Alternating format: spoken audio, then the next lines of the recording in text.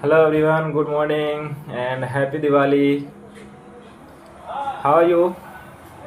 मैं डॉक्टर नियाज़ बात कर रहा हूँ। आज मैंने एक टॉपिक लाया है और मेरे साथ एक पेशेंट आया था जो काफ़ी परेशान था। मल्टीपल डॉक्टर से विज़िट कर चुके थे हमारे बारसो में ही, और उनको सब कोई कह रहे थे कि टाइफाइड हो गया, टाइफाइड मलेरिया, टाइफाइड ये सब लेके चल रहे थे।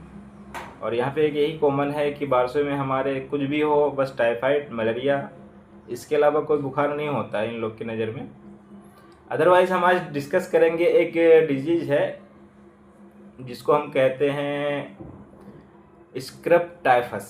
स्क्रब टाइफस क्या होता है? ये एक बैक्टीरियल डिजीज हो जाता है, पैरासाइटिक होता है। मतलब एक जैसे कीड़े होते हैं छोटे छोटे माइक्रो वाले, हाँ, माइट जिस तरह होता है, माइट की तरह होते हैं वो। ठीक है, आप पिक्चर में देख सकते हैं।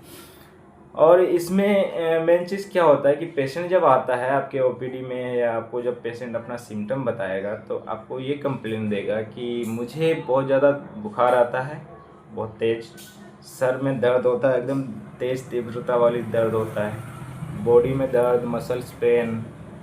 और कुछ दिनों बाद उनके साथ एक सिम्टम क्या आएगा, आप एक साइन देख पाएंगे, स्कार देख पाएंगे। स्कार किस तरह का होगा? ब्लैक स्कार होगा, जिसका सेंट्रल पार्ट जो होता है, बीज वाला पार्ट, वो ब्लैक होगा, क्योंकि वहाँ पे ब्लड का सप्लाई रुक जाता है, ऑक्सीजन की कमी हो जाती है, तो वहाँ सेल डेड हो जाता है। ठीक है, उसके साथ आपको पेशेंट को कुछ चीज़ें और, मैं जब आप इन्वेस्टिगेशन करेंगे तो आपको क्लिनिकली कुछ फाइंडिंग मिलेंगे। स्प्लीन और लीवर का साइज इंक्रीज मिलेगा। इसका जब कॉम्प्लिकेशंस होगा तो पेशेंट अपना सर का दर्द लेके आएगा, जो एक झटके के साथ वाला दर्द होगा। और पेशेंट जब आएगा तो बुखार भी आया होगा उनके साथ, और तेज तीव्रता वाली दर्द होगा सर में। और साथ में पेशेंट कहेगा कि मुझे बर्दाश्त नहीं हो रहा, मेरा दर्द को इस तरह कंट्रोल करो। और जब आप उससे एमआरआई या फिर सीटी स्कैन सजेस्ट करोगे तो एमआरआई सीटी स्कैन में इंसेफेलाइटिस या फिर मेनिंजाइटिस, और ख़ास करके ये हमारे बिहार में आपको मिलेगा एक्यूट इंसेफेलाइटिस सिंड्रोम। ये कंडीशन मिलेगा जब आप एमआरआई या सीटी स्कैन कराएंगे। और इसका हम कंफर्म डायग्नोसिस के लिए हम एंटीबॉडी का टेस्ट कराएंगे। स्क्रब टाइफस का आईजीएम टेस्ट होता है, उसको करा के हम कंफर्मेशन कर सकते हैं अपना डायग्नोस को।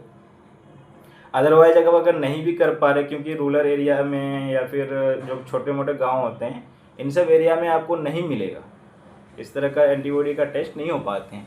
तो अब अगर आपका हिस्ट्री बढ़िया है, पेशेंट साहब ने हिस्ट्री बेहतरीन तरीके से लिया है, और आपने कंप्लेंट सही से नोट किया है, और उसका स्कार को आपने डिनोट कर लिया है, तो आप डॉक्सी यूज़ कर सकते हैं उसका मैनेजमेंट के तौर पे।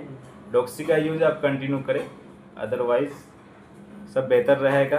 सिम्टोमेट्रिक आप कंटिन्यू कर सकते हैं।